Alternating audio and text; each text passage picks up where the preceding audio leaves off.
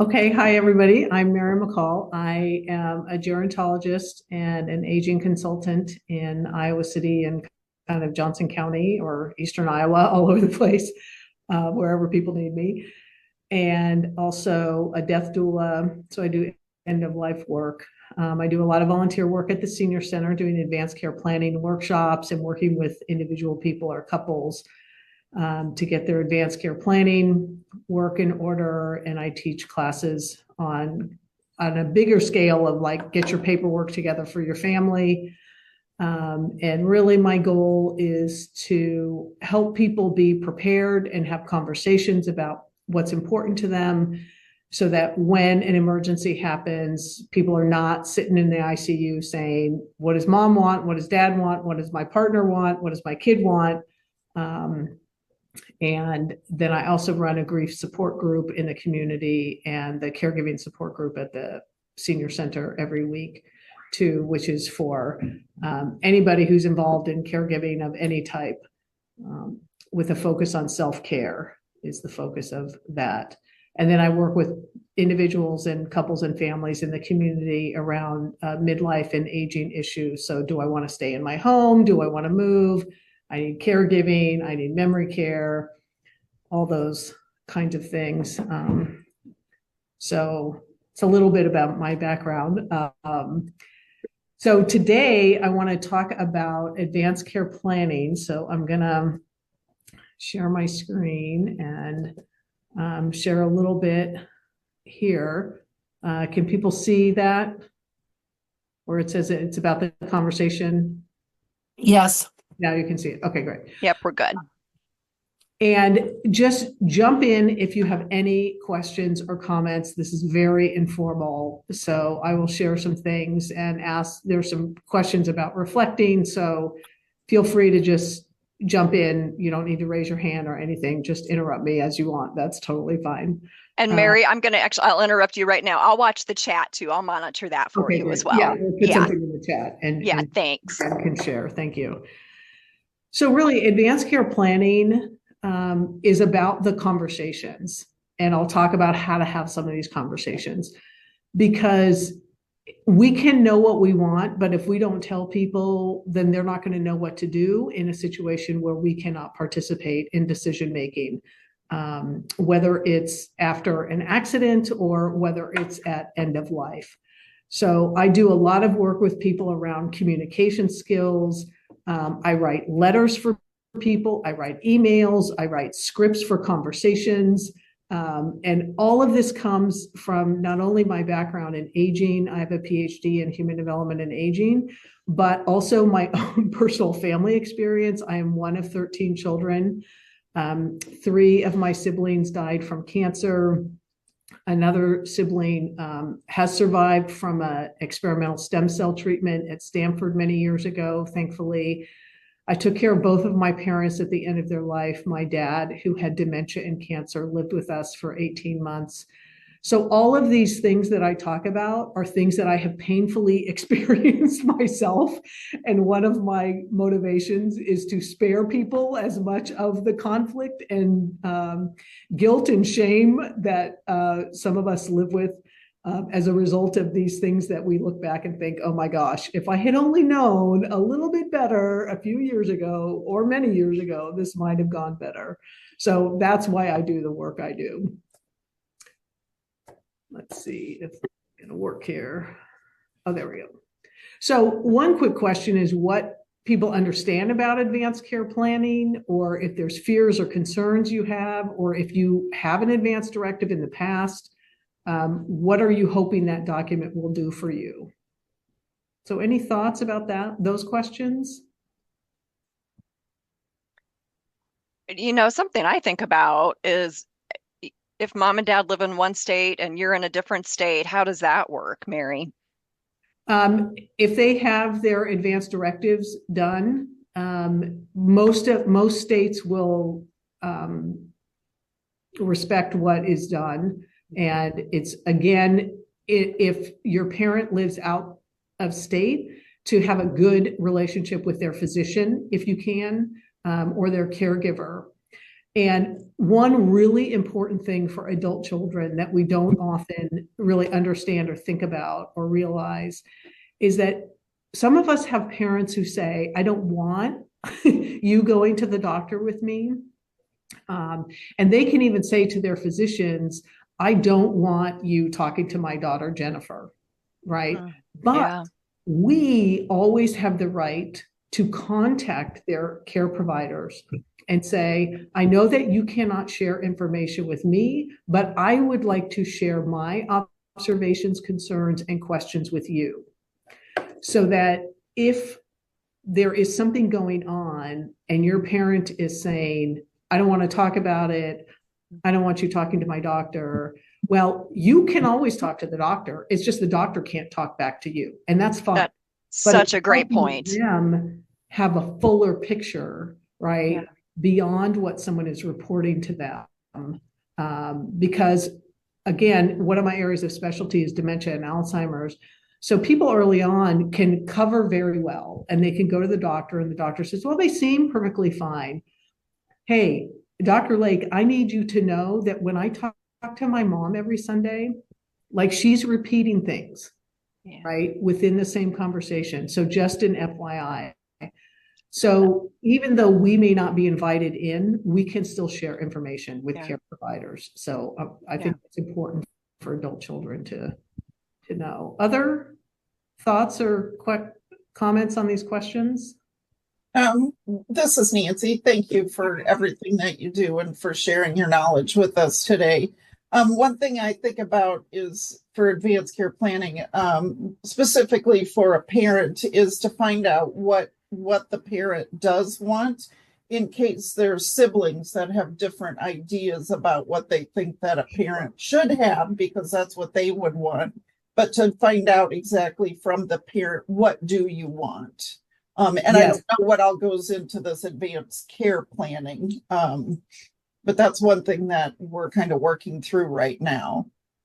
Yeah. So as I said, I'm one of 13 kids, and I was the health care agent for my parents. And literally, this is before cell phones, before CDs. I would literally record my parents once a year on cassette tapes, and I would make 12 copies of the tapes. And I would mail them to all my siblings because I'm towards the bottom. So I have 7 older brothers who used to say, I used to change your diapers. I'm like, okay, that's not actually relevant right now. But I didn't want anybody saying, Mary, why are you making this choice? What did mom and dad want? So you can do video recordings of them. You can do digital recordings of conversations and share those with your siblings. You can have conference calls, Zoom now. And particularly if someone is developing dementia, when my dad started developing dementia, I actually started having this conversation more frequently because what we want to know is that this person is consistent in what they're saying is important to them, even as they're moving into dementia. So that, but if someone starts changing then like midway into dementia, you can say, okay, but are we going to respect what they said when they were cognitively intact and even in the early stages? Or do you want to now go on what they're saying now? When they're confused, they don't understand their medical situation. My dad had cancer and he had it in his bones. And so he was, I was really afraid that he would fall. And I'd say, Dad, you have to be careful when you're walking. He'd say, why? And I'd say, well, you have cancer in your bones. And he'd say, what the hell? When did that happen? I was like, no one told me. So, trying to engage him in conversations at that point about what he wants, he'd say, well, it's your choice and I trust you. But I had documented all that time. So I think you're right, Nancy, that whatever way you can document them saying their own wishes in their own words, and doing it on a regular basis, particularly as anybody is becoming more frail or more cognitively impaired, is really important. So thanks for bringing that up. Thank you. And Mary, I don't know if you'll jump into this later on in the presentation, but the advance directive does not serve as a do not resuscitate, correct? That is correct. Okay, yeah. So yeah, we maybe will approach that later on. Yeah. Yeah, okay. Okay, so advanced care planning is important, really. Anybody over 18 should be doing this. So if any of you have adult children, get them to do it as well. That's what I was talking about with the nursing students this morning. And thinking about the difference between a sudden event like a car accident or an illness versus end of life, right? In the case of a terminal illness. So I'll talk a little bit about that. And then thinking about who do you want to choose to make decisions for you, and what characteristics you want that person to have. So we'll talk about that as well. All of us have had experience, I'm guessing, experiences with people who have died, who have been in these emergency situations. Sometimes we knew what they wanted. Sometimes we could give somebody what they wanted. Sometimes we didn't know what they wanted, or, that happened with our parents or our grandparents or our aunts and uncles or friends or cousins or whatever. But again, if we think back, and this is, again, with adult parents, older parents, particularly if they say, I don't really want to talk about it, right? A good question about that can help understand what is their hesitancy is to say, can you tell me about when your mom and dad or your grandparents were at the end of their lives? What was that like for you? Because it's our personal experiences and family experiences that lead to. So I was working with a family and the kid said, my mother just doesn't want to talk about it. She doesn't want to talk about it. She said, I'm going to put everything in a file. And I said, have you ever asked her what happened when her parents died? He said, no, but he went back and asked her, and she said, me and my siblings just argued, and I don't want you kids to have to do that. So I'm just going to write everything down and put it over here because I don't want to go through that again or have you three go through that. And he said, wow, that was a huge insight. Okay, Mom, let's reassure you that the three of us are on the same page of wanting to support you. So let's just make that clear. We're not going to argue with you. We're not going to argue with each other. It would just help us to know. So sometimes, again, and how to enter into these conversations, right? Some people come from cultures or family backgrounds where you don't talk about it, and you say, okay, but can you just tell me about your experience with other people, right? You don't have to talk about your own death, but maybe somebody else's. And then you can see if they don't want to talk about that either, there's probably a lot of pain and maybe guilt or regret associated with that. And so leading with, I really want to do what you would like. And if you don't want to talk about it, it would be helpful if you could even just write it down and put it somewhere for me. And in the advanced care planning document, either the 5 wishes is one document, or the honoring your wishes, which is on the Senior Center website. It's also on the Iowa City Hospice website, is a place where you can ask some questions or for some basic information and say to your parent, hey, if you could just write this out, or you could tell me I can write it out and we won't have to have a discussion about it. But it would help me to support you better, right? That the focus is on you wanting to support them and their choices.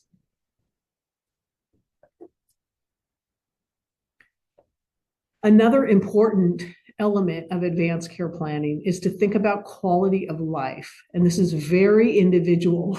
And I've worked with couples where people have said, if I can't walk, I'm out. If I'm going to be paralyzed, I'm out. My mother said, if I'm going to be in a wheelchair, don't do it. Other people say, if I can't talk, I'm out. I want to be done. If I can't be independent and self-sufficient, don't try to save me. So having these conversations with people, either that you're caring for or who will be caring for you, about what is important to me, what is going to make me feel good, what is going to help me feel motivated to get up in the morning, is really important. What are the things that make you, here's another question that I often encourage people to ask. What helps you feel comfortable and relaxed?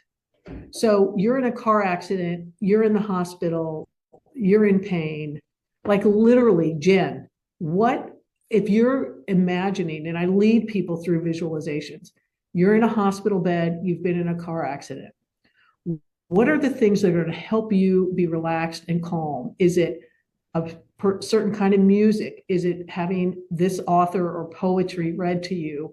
Is it the smell of lavender? Is it your fuzzy warm socks? Is it your fleece pillowcase? I mean, literally going through all of your senses.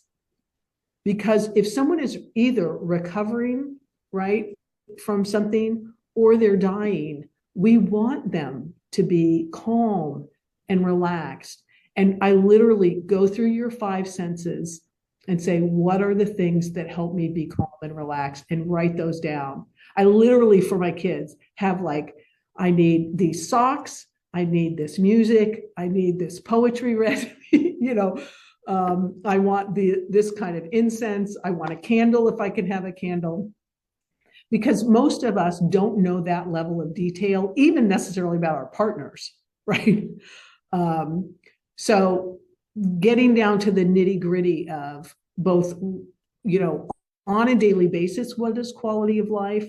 But when I'm in pain and afraid, what is quality of reassurance and comfort for me? So I think those are two really important conversations to have with people. I see there's some things in the chat. When you brought up the honor my wishes, so I pulled that from the Iowa City hospice website. I found the honor my wishes website, and also for anybody that's on that has UIHC healthcare, they have that also. So there are 3 links there, and then Right. I want someone holding my hand. Yeah, for sure. To make me calm. Right. And that's really important, because that is one of our 5 senses, is touch. Right. Yep. So I literally, like, what do you want to hear? What do you want to see? What do you want to taste? And what do you want to feel? I said to my kids, I want you to rub my forehead, because when I was a little girl, that's what my parents did. And that relaxes me. My husband is like, don't touch my head. I'm like, okay, good. Just write that down. Touch my head, don't touch his head. Some people want massage, some people don't want, so those things are important, and that's a great example. And literally some people said, I want one bite of like chocolate vanilla ice cream, right? I want to smell lasagna. I don't want to eat it, but I want, right? So what are those things that make you feel like, ooh, warm and comfy? And it's interesting, Mary. I was thinking about my mom. Everybody knows my mom has had a series of strokes, and boy, that second round of strokes, my mom was a coffee drinker. Like, just give her an IV, and she was great with coffee. But after her strokes, she rarely touches it, and it went to hot chocolate. So there's one of those things too. There may be some fluidity in those ones, and but this is one. I'm sitting here thinking about, my spouse, and what even do I want? Right. And again, it gives people someplace to start and recognizing, oh, that would have worked before the stroke. It doesn't seem to work now. Let me try, instead of rubbing her arm, just holding her hand, or just put, and of course, those things with dementia or whatever, if someone's in a lot of pain, it's a different situation than if they're not in pain, those kinds of things. But again, it just gives somebody a place to start. And then thinking about core beliefs. So are there any cultural beliefs that you have that might help you choose the care you want or that you do not want? What health beliefs might impact your feelings? If people, for example, believe that cancer comes from stress, or you get a disease because you're being punished by God, I mean, that spiritual belief. If people, spiritually believe like, hey, I need to work on forgiveness, both forgiving others or being forgiven, because that will lead to my healing. I mean, whatever these things are that are important to you, again, really important to reflect on. What is it that I need to bring to my own consciousness, and then share that with other people so that they can support what your needs and practices are. So on the honoring your wishes, there's a question about religion. And some people say, yeah, here's my pastor, here's their contact information. I want to be prayed over. I want to be given last rites, all the way to, I don't want a chaplain coming in my room. You know, good, whatever you want or don't want, let's just write it down and tell people. Because when we're the caregivers or the loved ones, right, we're dealing with our own stress, our own grief, our own fears and uncertainties and doubts about what's going to happen. Is Jen going to be okay? Is this the end? You know, all of these things. And so knowing, okay, but at least I have Jen's list over here. I can start with this, right? It gives us something to do. It gives our loved ones someplace to start in the midst of fear and confusion and anxiety. So again, it doesn't take away everything, but it takes away some of the things that make dealing with a stressful situation that much harder. So let's think about some specific situations. So I'm going to give you a couple scenarios and thinking about, would you want to continue medical treatment or would you want to stop? And these things are the kinds of medical treatment. So a ventilator, right? Again, very different. I'm in a car accident. My lungs have collapsed, you know, because some part of my car landed on me. I need to be on a ventilator, but it's going to be short term. I have a good prognosis for recovery. Okay, now I'm at the end of cancer and my lungs are collapsing and I need to be on a ventilator. No, I'm done. Right? So in your advance directive, you can be very clear. Yes, I want a ventilator for short-term recoverable disease. No for a ventilator if I'm already close to death. I already have a terminal disease. I have dementia. I have another progressive neurological condition and something happens. No, I don't want to be on a ventilator. Artificial nutrition. This is important to think about because in general, if you're in a hospital, you will be getting artificial nutrition. Some people now, with the rise in Alzheimer's disease and other dementias and brain disorders that are progressive, they say, if I'm already on this trajectory and I end up in a hospital, I do not want artificial nutrition beyond a certain point. Because I don't want to recover in order to continue in my dementia. For some people, yes, they want all of these things. Again, like it, you know, it doesn't matter what I think. It's really helping people articulate what's important to you. You can have everything or nothing. Let's just write it down and be clear about what that is. So resuscitation, CPR, Jen, you were talking about the DNR. So if anybody that you're taking care of or yourself, if you have any medical issues that would be related to, say, already limited lung capacity, already limited heart capacity, those are important conversations to have with a physician, obviously a cardiologist or a pulmonologist if they're in the picture, around resuscitation, because CPR is not like what it looks like on TV where, you know, they pound your chest and person pops up. CPR will break your ribs. They may puncture a lung. With someone with already, you know, compromised lung capacity, it might collapse their lungs to begin with. If they're very frail, you're going to be breaking bones. And so if those are issues, again, to have a consult with you know, your nurse practitioner or your care provider to say, realistically, for my mother or my father or myself, what impact might CPR have on me? Now, a do not resuscitate. So an advance directive is my wishes if I could say these things. A DNR order is called an IPOST, the Iowa Physician Order for Scope of Treatment. Or sustainable treatment or something like that. But it's the salmon colored piece of paper that you can only get from a physician. The physician has to sign it. So it's medical orders. That usually goes on the refrigerator in someone's house and or bedside. so that if 911 is called and they come in and they see the DNR, then they will just give comfort measures. Otherwise, they're going to do CPR and they're going to transport your person or yourself. And then now you're at the hospital, another set of issues, like you're on a ventilator. Are you going to take someone off a ventilator is going to arise. So when I work with families where a person is really quite terminal and they have a DNR, or they don't have a DNR, but they do not want to be resuscitated, then I talk with the families about realistically then, you know, if someone collapses and they really don't want to be revived, you know, do you call 911? Do you wait to call 911? Because 911, they're going to do what they do unless you have the I-post there. So again, really important conversation to have, to include any medical providers that might give you additional information to understand about CPR. I have an 80-year-old client. He said, I want a DNR. I said, you're actually not going to qualify. Your doctor's not going to give you one because you're actually pretty healthy.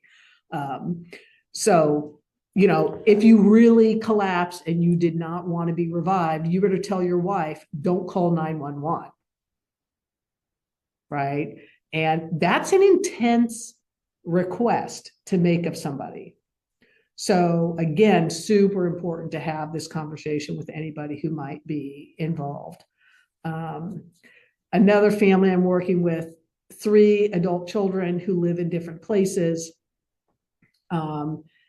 Okay, so dad, who's super medically fragile and literally could drop dead at any minute and collapse. He's very clear, if I collapse, let me go. Okay, let's have a really clear conversation. If dad's at your house and he collapses, right? Is everybody clear? Dad does not want 911 to be called. So how is that going to feel for you? Are you able to do that or not able to do that? What are you going to do to keep dad comfortable? Right? So again, it's like whatever it is that people want, let's just be really clear with everybody involved and say, is everybody on the same page? And if people aren't on the same page, okay, let's just be aware of that, right? Ideally, we get everybody on the same page, but as Nancy said, sometimes that doesn't happen. Siblings want different things for their parents.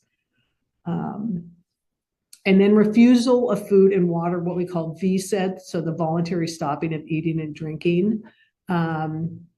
That people can refuse food and water. If you're in a hospital, you can put this in your advance directive. And you can say, if I'm terminal already, if I'm at the end of my life, I do not want artificial nutrition and hydration. Certainly, if someone's at home, they can make that choice as well. At the end of life, our body is shutting down anyway. We don't want food and water, right? Because we're shutting down, we're not gearing up. But it's hard for people because part of how we show love is by feeding people. And right, we have this idea like, come on, dad, you need your strength. And it's like, well, actually, he needs his strength to go in and die, not, you know, try to stay engaged. So again, an important conversation to have. There's a website called vsedresources.com. It's an organization in Washington State, and there's a lot of information about VSED. And it's legal. This is not, if someone with Alzheimer's decides to do VSED, it's not considered suicide. It's not against the law. Everybody has the right to refuse food and water, just as with any medical treatment. Thinking about, again, back to the comfort thing, you know, our visitors, some visitors, no visitors, spiritual support. And then thinking about, in terms of your advance directive and plans, you know, is organ and tissue donation important to you? On the honoring your wishes, there's a place for that. Some people donate their bodies to the university, and there's a whole process for that, as well as if you're going to do corneal donation or other organ donation. And then something I think is really important, again, to have a conversation about is pain management. Whenever you're in the hospital, of course, they're going to be trying to manage your pain. But all of us have different relationships to pain and pain tolerance levels. I have lived with chronic pain for most of my adult life. I have quite a high pain tolerance. And it's really important to me to be aware and to be present, particularly for my kids and grandkids. So if I was in the hospital, I said to everybody, I want to start with minimal pain management because it's important to me to be aware, and I have a high pain tolerance. But if I need more, believe me, I will tell you, give me more morphine or whatever. My husband, on the other hand, has like zero pain tolerance. He says, just drug me out, right? So start me with maximum pain management and kind of titrate back up from there. And again, do we know what our parents' pain level is, our pain tolerance, what's important to them about being present or aware or comfort? And again, we're still going to titrate, right? If I'm starting with minimal pain management and I'm still in agonizing pain, I'm like, yeah, of course, give me more.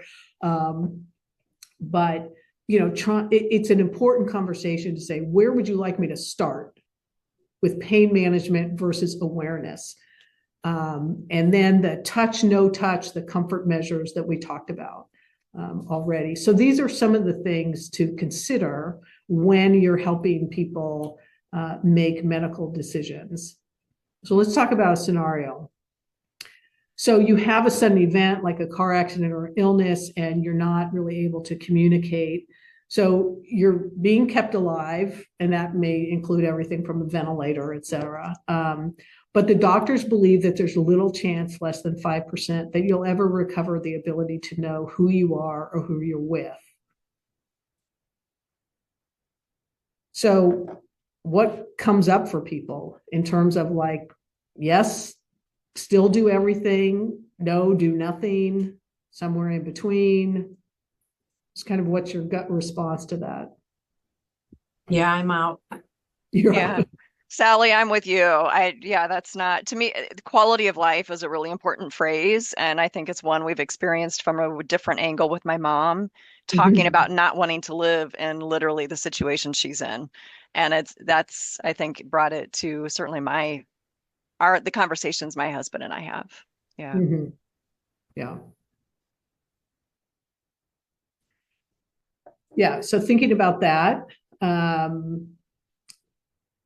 right. And then say, yeah, I want to be kept comfortable, but I don't want to continue any medical treatment. And in fact, I would want to stop whatever kind of medical treatment I'm getting. The old phrase, pneumonia is the old man's best friend, right? Because you get pneumonia and you could die from pneumonia, which is how my grandfather died. He broke his hip.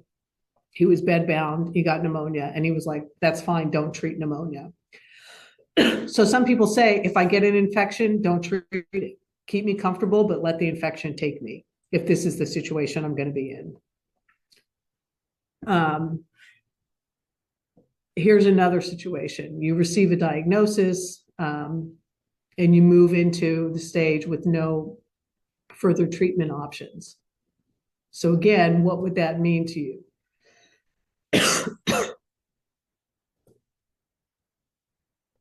Oops, let's go back here. Any thoughts? I'm going to take a hard look at my bucket list. And I'm going to do as much as I can for as long as I can with whatever I've got, I think. Same. I agree. I think it depends on what I have coming up in the immediate future. And am I going to be able to enjoy it? Because if not, and it's going to make bad memories for everyone involved by me just trying to get through it, I don't know that I would necessarily want to. So it would definitely be kind of a case by case. Yeah. Again, right, just important to try to think through these different scenarios. Where am I? I'm seeing, what am I trying to do here? Okay, there we go. Okay, so here's a more increasingly common, right? You receive a diagnosis of Alzheimer's or other type of dementia. or a degenerative neurological disease. Right. This is tough. I'm listening to a book right now by Amy Bloom called In Love, which is about her and her husband's journey when he gets diagnosed with Alzheimer's. And they actually end up going to Switzerland to Dignitas, which is the assisted suicide place. The only place, well, I guess now there's 2 places in Switzerland that allow you to do that. But there's all these hoops that you have to jump through, just like even in the States, in the United States, that have medical aid in dying, right? There's hoops that you have to jump through. Alzheimer's does not qualify you for medical aid in dying. Other degenerative neurological or brain diseases, PSP, PCA, Parkinson's do not qualify you for medical aid in dying. So this is a growing topic of conversation. So thoughts or comments on this? How many people have dealt with someone with Alzheimer's or other dementia? Well, right now, my husband has, last we checked, it was mid-stage dementia. That was last May. But because of his mobility issues and his size, I can't lift him anymore. So just last week, I placed him in a nursing home. So yeah, I'm dealing with that. Yeah. And I know that it's not, I mean, they're very kind there. They're doing what they should. And I just know it's not a life anybody wants or plans for. So yeah. Yeah, thank you for sharing, Sally. I know that is a super, super tough situation. Super tough. Yeah, thank you for sharing that, Sally. My experience is going through this with my mom. Just put her in memory care just a month ago because of dementia, which is progressing very quickly. We're wondering when we're going to show up and she's not going to recognize us. So yeah, it's moving very quickly, but I don't yeah, know. when my dad had dementia, my mom just basically said, I'm done. I can't take care of him anymore. She was this petite woman. He was a big guy, you know. And so we tried to move him into assisted living in the same kind of senior place he was living. And that was a disaster. So I said, you know, okay, just come to my house. And the first night he was there after dinner, we're sitting in the living room and he says, looks around and goes, you know, this is a really nice place for people like me. And I said, oh, good. I'm glad you like it. And he says, how long have you worked here? And I thought, and I just started laughing. I said, Dad, I don't know if you recognize me. I'm your daughter, Mary. And he goes, God, I thought you looked familiar. And sometimes he knew who I was, and sometimes he knew who my husband was, and sometimes he didn't know either one or both of us. But I was like, it's not personal, right? It's not, yeah. But it's still tough. I mean, taking care of my dad was for sure the hardest thing I ever did. The greatest gift for me as well, for sure, but the hardest thing emotionally. I'll tell you, having a PhD in aging does not help with taking care of a parent with dementia emotionally. Yeah, so you know, now people are saying, if I have Alzheimer's or some other degenerative disease and I cannot feed myself, I do not want to be fed by somebody else. And you know, that which leads into kind of the VSED, the voluntary stopping of eating and drinking. But by the time that happens into Alzheimer's or dementia, it's now the caregiver who is making that decision. I was just going to say that confuses me. I could see that day is coming and I don't know how do you decide that? Well, again, it's having the conversation like way early on, even before, because my dad had dementia and his sister died from Alzheimer's. I know I'm at risk for it. And so I'm having this conversation now with my kids. My husband has mild cognitive impairment, so I'm living with this every day. Myself, having conversations, which are very hard for him as he's losing his capacities, to try to think about, well, when is that point? And people who choose VSED in the Alzheimer's process usually start when they're still cognitively intact, right? So it's early on in the process. And what you're losing is some of that time with people. But what you're, choosing is to say, I'm going to lose some quality time in order to not have the many, many years of care and stress on my family, either emotionally, financially, logistically, etc. Once someone is into it, you cannot, they cannot make that decision. And there are things, we do video documentation of somebody's wishes. We do written documentation of somebody's wishes around this very early in the process. And we have a plan for how this is going to look. But it's tough. Mary, I'm kind of curious. You have such experience in this, and it's the emotion part of this. Sometimes I think I've got everything under control, and then I try to talk about it, and emotions that they're like, well, where did that come from? And it does. It kind of overwhelms you, and you're like, okay, in this moment, I'm not as logical or as reasonable as I want to be. I'm curious, when you're helping families kind of walk through this process, do you find sometimes that like mom or dad have an easier time sharing with you because you're removed as opposed to sharing with the adult children? And I wondered. Yeah. Yeah. And, a lot of adult children, when I'm working with the adult children, it's really like you vent and share all your emotions with me over here, because you yelling at your parents, literally for some people, yelling at your parents, criticizing your parents, all of which is coming out of love and concern. Mm-hmm. But that's not a healthy communication style. Right. That doesn't help you move toward facing these choices and this journey together. Right. So I'm actually working on a booklet right now for adult children, which is kind of a work booklet, but the fundamental bottom line is, how do I want to be with my parent in this situation? Yeah. And if I want to be loving and supportive, then I got to check myself on how I'm doing that. Mm-hmm. Whatever we feel as adult children is totally legitimate. Whatever anybody feels is totally legitimate. What we say and do with those feelings, we actually have choices about. Right? So I'm all about call me, vent, scream, cry, curse, whatever it is you need to do. And then let's say, now, what would you like to actually communicate to your mother?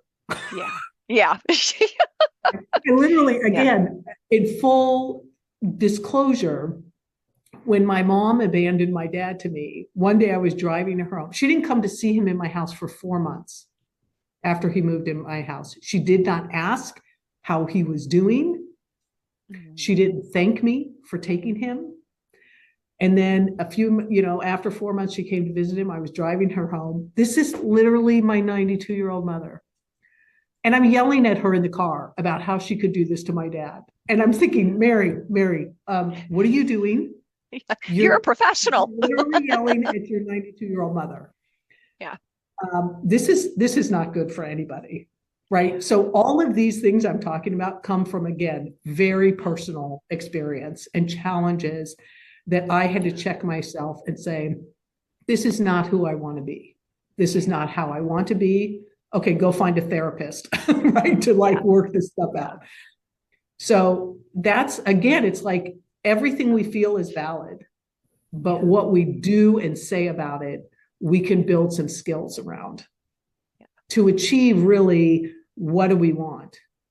And some people are like, no, I'm stepping in and I'm taking over and I'm making decisions. Okay, you can do that too. You can pick up your parent and move them without their consent It's just that there's probably going to be some relational and emotional consequences of that, but that's okay. Let's just be clear about that. Right. Wow.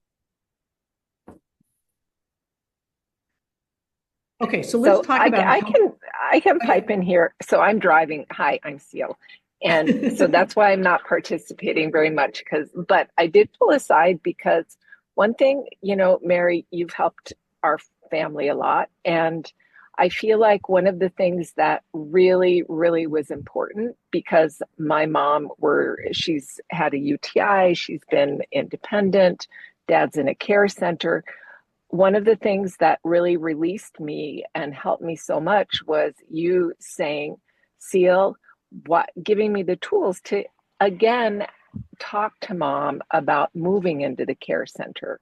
And the way that I can't even remember exactly how you suggested I ask the question, but just verifying one extra time. Like, we'd already had the conversation. Mom definitely was on board, but you knew I was holding some guilt somewhere. Yeah. And so, I think it's really helpful to repeat these conversations, if only for your own peace of mind. Mm-hmm. Mm-hmm. Yeah. So in choosing our healthcare agent, we want it to be someone who's going to be wanting to do this. So don't put someone down that you haven't asked to do it. Ideally, it's someone who's local, that you can talk openly with about your goals and values and preferences, and someone who's going to follow your choices, even if it's not the choices they would make for you. Right? And someone who can handle a difficult moment and advocate for your wishes. And, in our families, we all have different roles and strengths and talents. And some people are just not going to be able to stand up in a medical situation and say, no, we need to stop right now. And so really thinking about, I think I talk to people about your care circles, right? So you have the closest in people, and then you have who are the people who are supporting those people, and who are the people who are supporting those people. Particularly, so for example, someone who has one child, so everything is on that child. Okay, who's supporting that child? Who's the best friend or the spouse or the partner who's going to show up with that one child at the hospital and be their moral support to help them do this hard job? If your person you're a single parent and you have 3 young adult children, okay, nobody wants a 21-year-old to be carrying this burden of making medical decision making, but that's who you have. Okay, well, let's talk about who can support your 21-year-old. Let's get them in the conversation, right? So, hey, if I'm in the hospital and my daughter's there, can you show up and help her and support her in doing what she knows I want done? Even though she may be saying, I don't want my mom to die. I don't want my mom to die, right? But I know that this is what mom would want. So thinking about who's in the internal circle and then who's the next layer out that can support that person. And if you're the person and you feel for your parent and you feel like, oh, God, I don't know if I'm going to be able to, okay, then who am I going to ask to come with me? Who can I talk through around my anxieties? Who is on my speed dial, if this situation happens? So yeah, just thinking about that. So talking with your healthcare agent, obviously, choosing the person through the senior center, you can meet with me or another facilitator to kind of walk through the honoring your wishes, to complete that paperwork. Again, Jen, you said you put that in the chat. I'm happy to meet with any of you or talk with any of you if you look at that and say, yeah, I want to have some questions. Once you start into a conversation, you can reach out to me and say, well, I started having this conversation, then this issue came up. I hadn't really thought about it. How should I be thinking about this? And then I always like to end with my top 10 general communication strategies. We want to use I statements, right? You should is not really a helpful start to a conversation. I am concerned. I would like to feel more confident about. It would be helpful for me. I would feel less anxious if stating the topic you want to discuss, super important with people who are hesitant. Jen, I'd like to talk about, if I was going to make medical decisions for you, what you might want, because that will really help me help you. So if you don't want to talk about it right now, is there a time when we could talk about it? Can we schedule that now? And Jen says, why? Do you think something's going to happen to me? Often, why do you want to talk about this now? Are you dying? Are you dying? Is that what you're trying to tell me, is you're dying? No, I just want us to kind of be on the same page. So if now is not a good time, I could check back in a week or so, but really I want to schedule this, give the other person time to say yes, or two, if they say no now, okay, I'm going to check back in a couple of weeks and see, after you've thought about it. Be clear about, right, these are my questions and concerns. You may not have questions and concerns, but I'd like to share mine with you. Try to be clear about what you're asking of someone and be prepared for them to say no. My mother was like the queen of ambiguity when I had to try to guess. Did you want this? Do you want me to do this? Should I be doing this? What am I doing something wrong? Am I not doing something wrong? So I said to my kids, my most important promise to you is I will try to be super clear about what I'm asking. And if you have to say no, you can say no. I might be disappointed, but you have the right to say no. I don't want my kids guessing what I'm trying to ask of them. And if your parent is asking something of you, don't be afraid to say, hey, let me get back to you tomorrow on that, Mom, right? It's very hard for us not to have an emotional reaction to our parent, particularly, yes, of course I want to do that. And then I'm like, oh, now I'm really irritated and resentful. Okay, well, let me think about that. Let me get back to you on that. But trying to be specific. I hear what you're asking. I just need to think about it. I need to check with so-and-so about it, but let me call you tonight at 7, or I'll call you tomorrow before the end of the day, just to give ourselves some breathing space so that we're not always in reaction mode and then thinking, God, why did I agree to do that? I don't want to do that. I can't do that. Now I have to go back and say, sorry, I actually can't do that. Always end these kinds of conversations by asking the other person, is there anything else, Jen, that's come up that, maybe you would like me to know or that we haven't talked about yet? And then if need be, again, with older people, with people for whom this is a tough topic, for people for whom their energy is limited or their cognitive capacity is limited, like literally 10-minute, 15-minute, 30-minute, pay attention. Okay, they're losing focus. All right, you know what, Mom, let's just continue this conversation next time. Thank you so much. I super appreciate you having the conversation. No big deal. We can just return to it later. And then always take a deep breath and give yourself credit for having a good, or at least a better maybe, conversation with the person than it might have otherwise gone. So, and literally here again, my personal experience, I would get really triggered by my mother. So I would write a script out before I was going to call my mom and say, okay, I'm sticking to like these 3 points. These are don't say anything else, Mary, just stick to the 3 points. So do not be afraid to have a script or cheat notes for yourself if you need it. I think that's such an I really do. I think that's so important. And you get lost in emotions and you forget all the great things you've said to yourself in the car, prepping on the way over. And I think sometimes too, there's that, this is such a valuable conversation that I want to have with you so I can give you the best care possible. Those were just such good points to stress and around what will never be an easy conversation. Right. And if someone has, limited capacity, writing stuff down and leaving it with them so that they can review it. That's a great point. Also really helpful. having a little notebook to say, hey, Yeah. mom, remember last time I was here? This is what we wrote down about what we had talked about. So that they say, oh, it's in the notebook. Oh, it's in the notebook, right? Oh, it's on the whiteboard. It's on the whiteboard. But giving cues to one place to review information, if that works with your person. Yeah, that's terrific. Yeah. And I think, you've given so much great instruction and just all of these things for us to roll around in all this advice.